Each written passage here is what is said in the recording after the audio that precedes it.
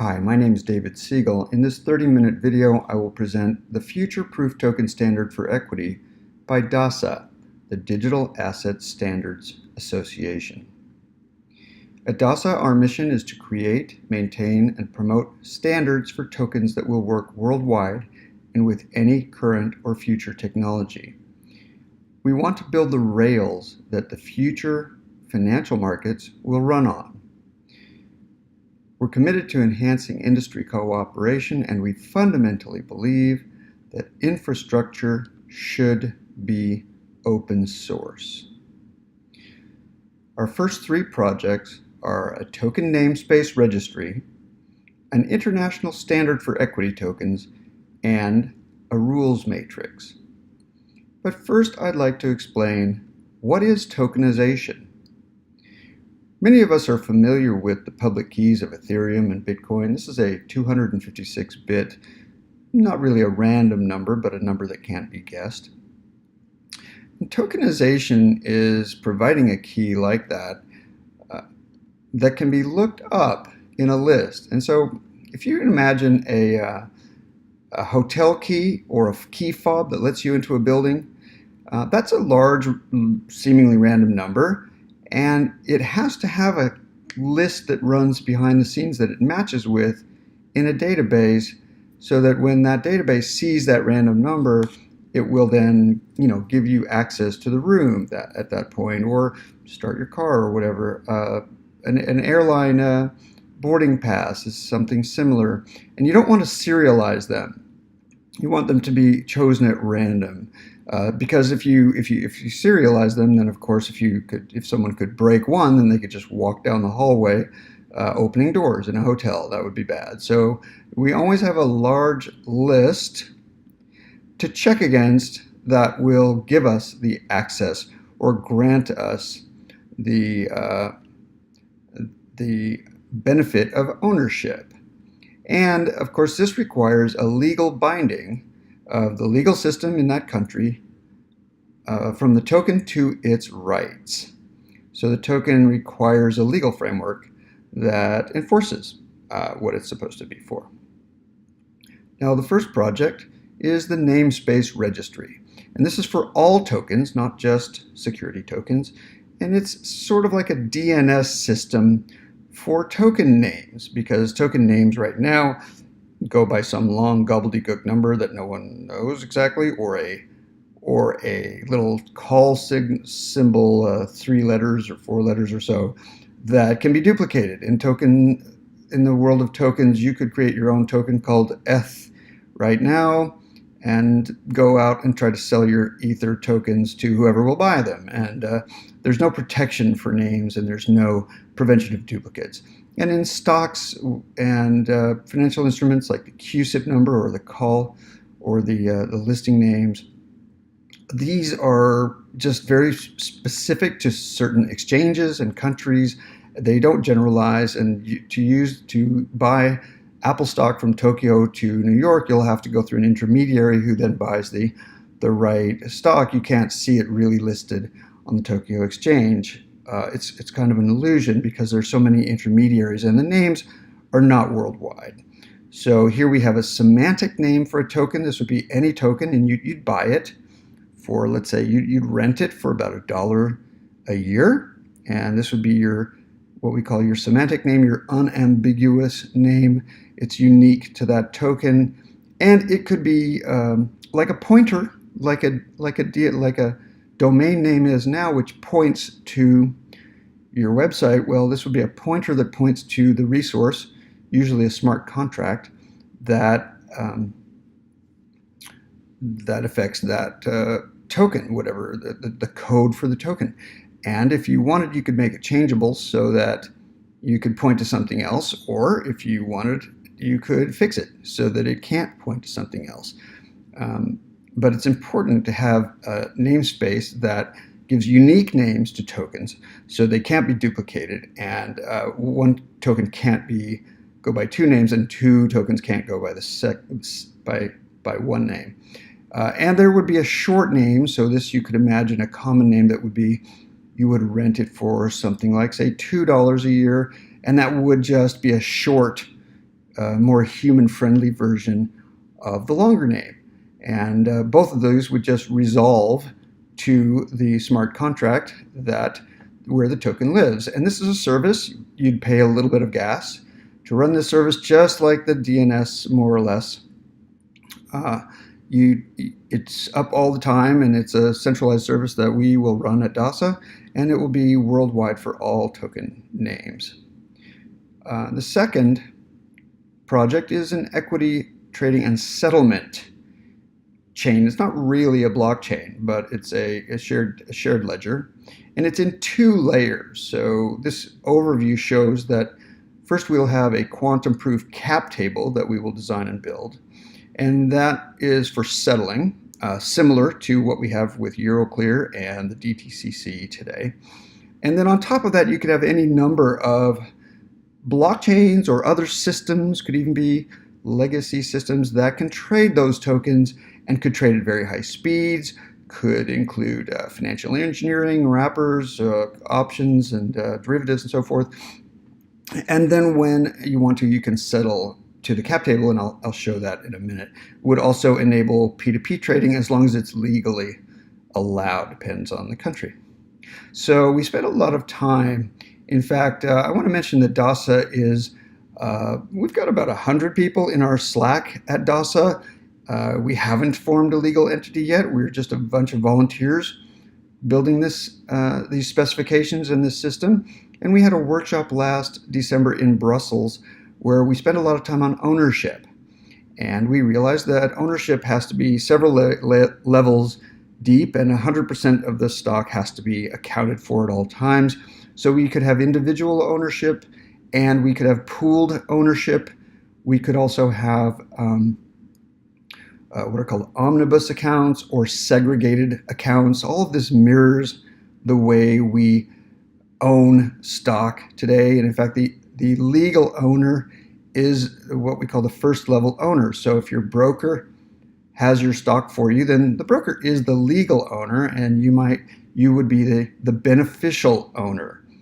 And the beneficial owner would be entitled to dividends and profits or losses from the sale, but legally, the legal owner is the broker, the custodian, possibly the fund or escrow agent, or even a transfer agent who has the stock at that time.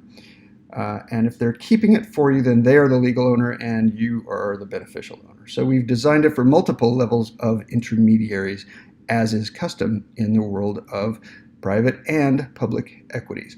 I should say that we're starting with private equity at the beginning, and we'll move to public equity after we show that it's working in private equity. So this it's not a blockchain. This shared ledger would be quantum proof, and quantum computers are coming, and they will make many codes easy to crack. Even sort of national security level codes, ciphers, and encoded messages will be easy to crack in 10 to 20 years. So this is kind of the most likely scenario for quantum proof, that you'll have to be quantum proof and change your systems over. And all the blockchains today will. They're all vulnerable to this kind of attack. And I've just moved everything up about 5 years just to account for any potential breakthroughs.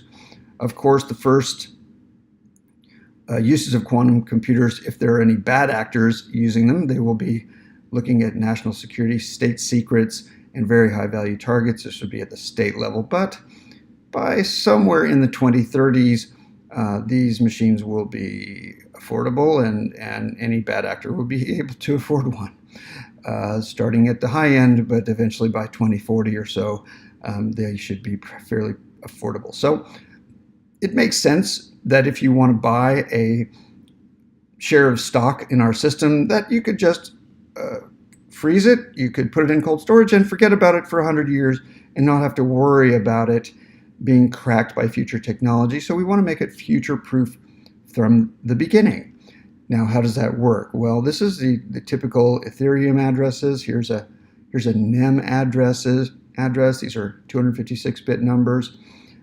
EOS. Here's one from a blockchain called Qtum that claims to be quantum proof. We would go a few steps beyond that. There's now a algorithm called ring learning with errors. And if you want to research this, you'd go type into Google ring learning with errors. It's a lattice approach to quantum cryptography. And there are 4 groups that won a recent contest by NIST, NIST, National Institute of Standards. And the Dilithium crystal group has the most compact addresses. So instead of this sort of somewhat familiar, address, this would be the actual address. This would be your wallet on this. It's not a blockchain on this ledger, and this would be the private key. The private key is always longer than the public key. And this would be what a signed message looks like. This is actual data. This isn't what we call an actual vector. This is the signed message for those 2 previous keys. And it's not that big. You can imagine sending an email message with this many characters. It turns out to be about a kilobyte. And just your average small cat picture is about 10 to 20 kilobytes. So this is the kind of message that you could send from your cell phone easily, and you could make many, many orders per second. And it's not that onerous to switch to a much more secure system of public and private keys. And this network of ledgers would be run by a consortium. So it would be any company that has the license to, say, be a custodian, or a banking license, a brokerage license, exchanges, and so forth. These licensed entities around the world would run nodes, and there would be hundreds of them, and they would all be identical. So the chain would be replicated many, many times, and or the database, and then every transaction would get fed into every node. And it would be private. It wouldn't be public, so it would be very fast. We could run this at 100,000 transactions per second, or possibly much more. This is how it would work. It's not really a blockchain. It's a shared ledger, and it's by company. It's designed to be by company on purpose, rather than a bunch of transactions that all have to be compiled to a company, which would be kind of a mess if this were an actual blockchain. So it's much more logical. It's the way you design a database, and every transaction gets recorded immutably for all time. So everyone can always see all transactions, which are always KYC'd and approved by the company and so forth. I'll get into that in a minute.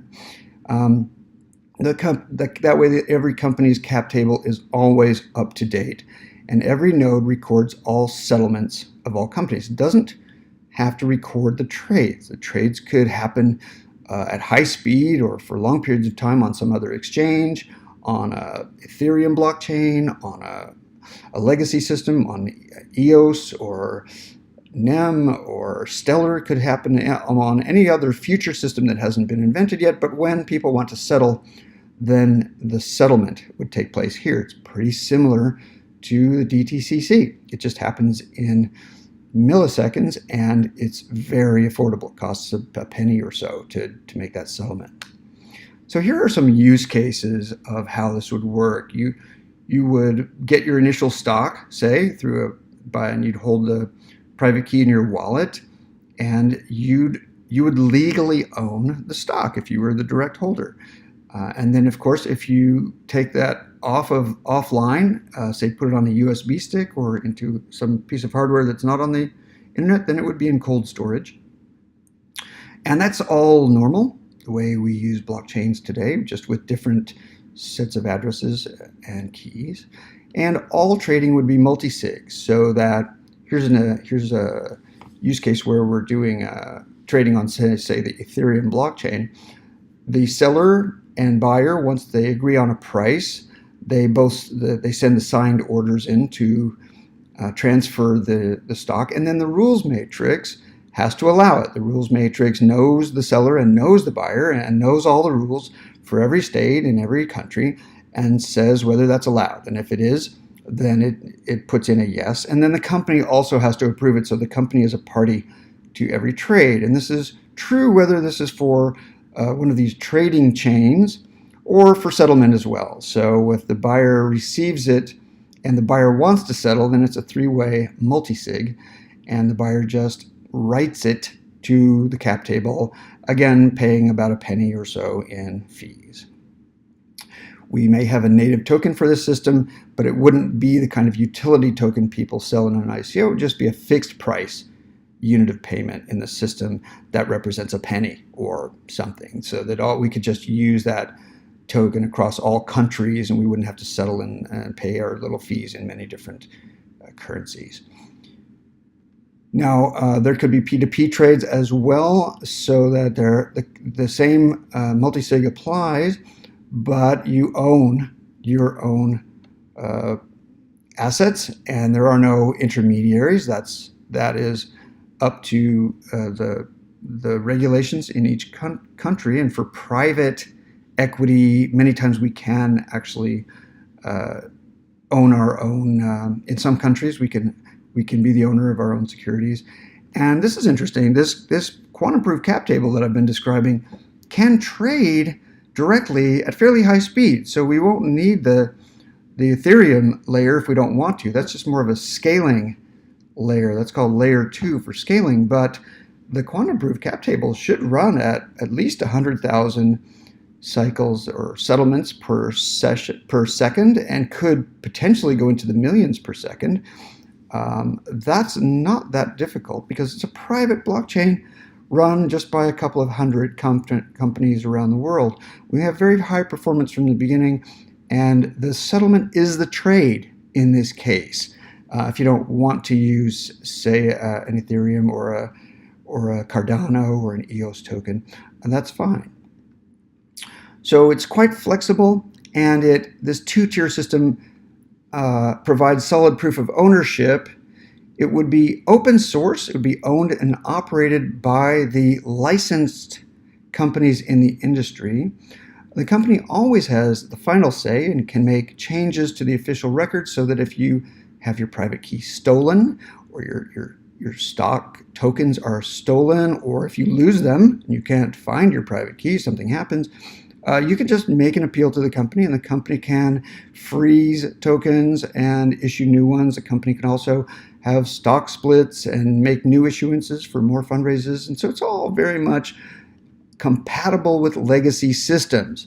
It mirrors the two-tier system we have today for trade and settlement, and it can be operated just as we do today, but also it is future-proof and can be upgraded or can become a high-performance trading platform just by setting the right switches without any real changes to the technology. It's more about changes to the law that we could respond to. So it's backward compatible, and it's pretty flexible for the future, and we can count on it right away. We don't have to worry about switching over to quantum proof in the next 10, 20 years.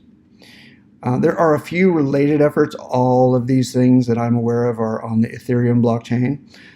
They're worth noting and looking at, learning at. They're not done by any means, but we plan to be an open source consortium and include everyone who wants to be part of our system. We've spoken with most of the companies issuing tokens for equity are part of DASA, and everyone says the same thing. We don't really care what standard we use. It's great if we could all use the same standard, so that exchanges and other players in the industry can all just accept a stock token without having to ask what kind of stock token it is. And that's the goal at DASA.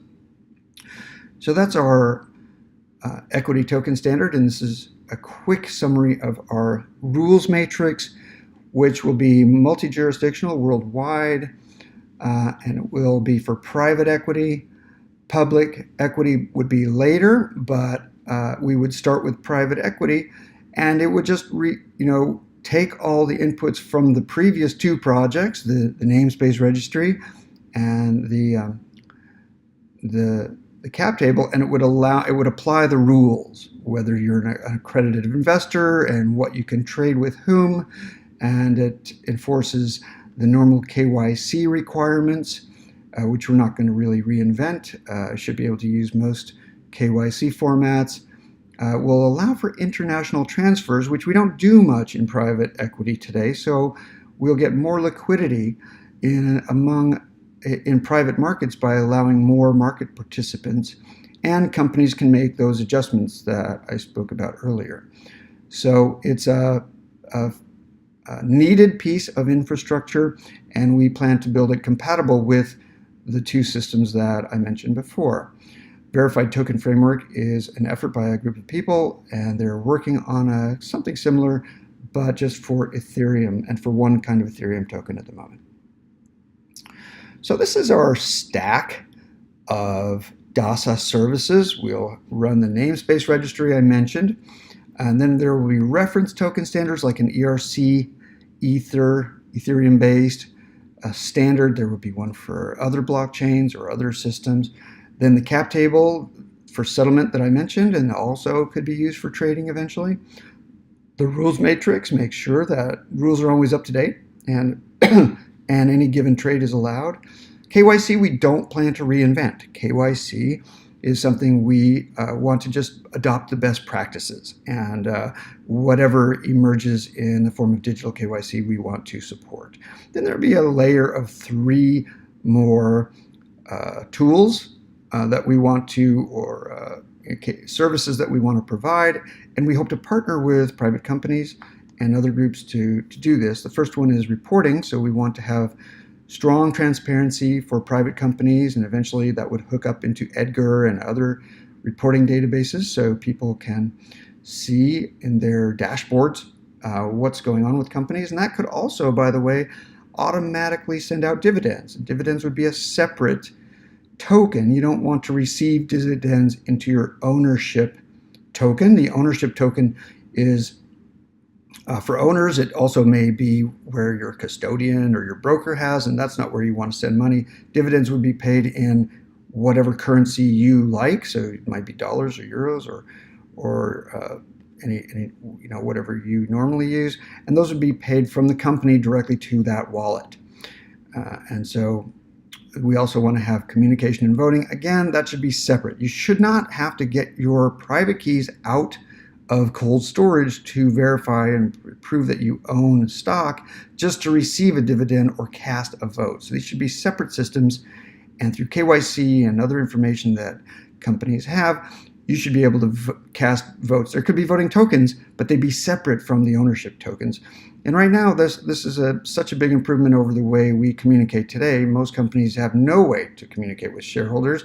They often take out full-page ads in the Wall Street Journal just to do that because they can't communicate. And our system will allow communication and voting, but there may be tools from any number of vendors that will do that. We are not planning to build it, but we are planning to incorporate whatever good solutions come out. There may be different solutions for different countries, whatever makes sense.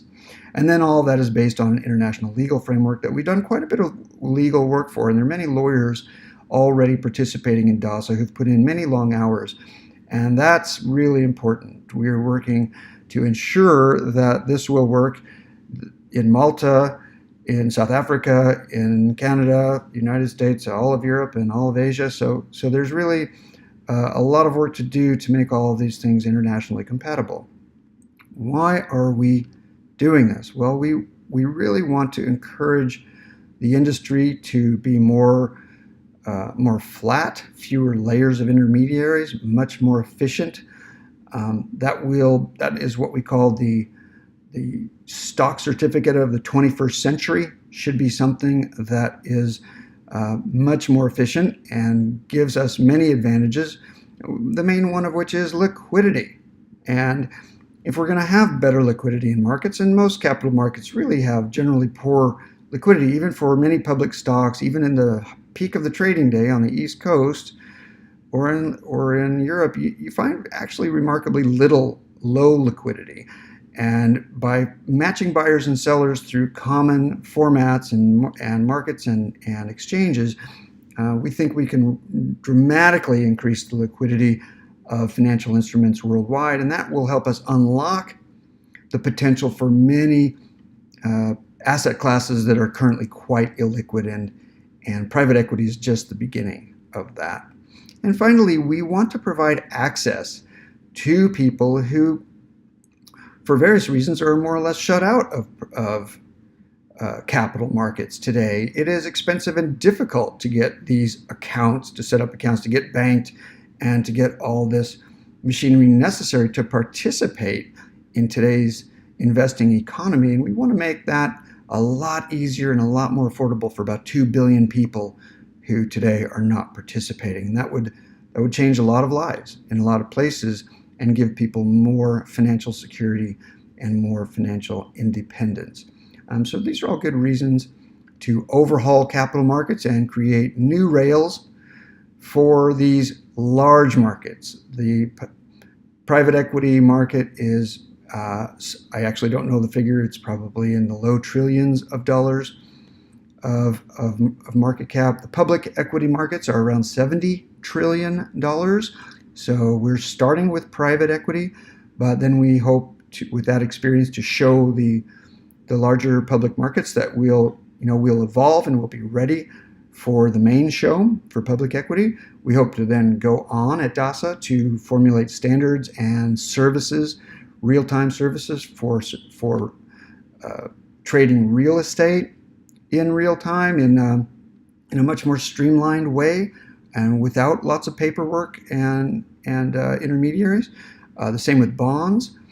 The same with the massive market of derivatives, which is larger than everything else combined. But my personal interest is in alternative investments where we can unlock liquidity in funds, in partnerships, and in special purpose vehicles, and more exotic financial engineering type products that really today are fully locked up and illiquid. And so when we look at the whole space of all these financial products, we're aiming to build tools and services that will bring worldwide liquidity to all markets. The team is me, and Kevin is in New York City.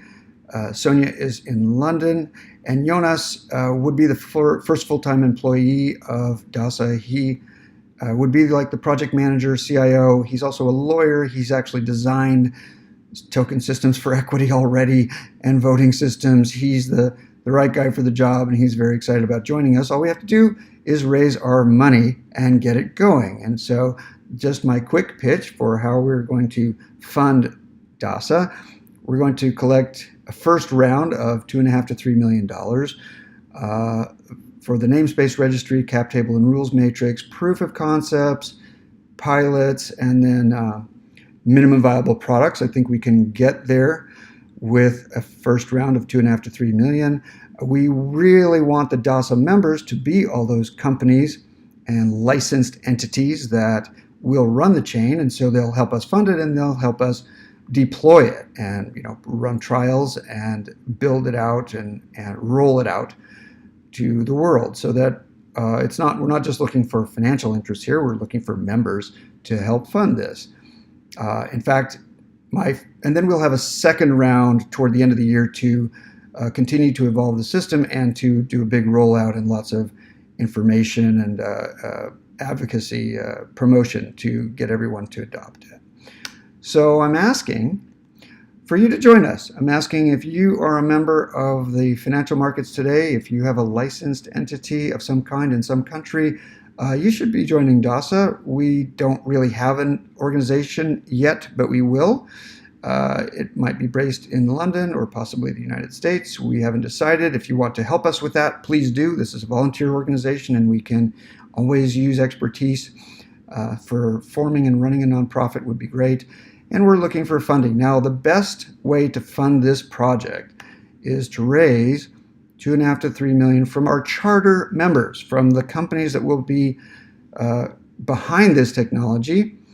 We've even spoken with the DTCC, and their innovation group has some interest in this. We want all the major broker-dealers, investment banks, and banks that are involved in capital markets today to step up and put in something, let's say like $100,000 for your charter founding membership. And if we had 25 of those, we would be done. And that's the best way to fund it, with founding members of DASA. Now, that would be through dues, and we would love that to continue. That gives us a continued budget and ensures the survival of DASA.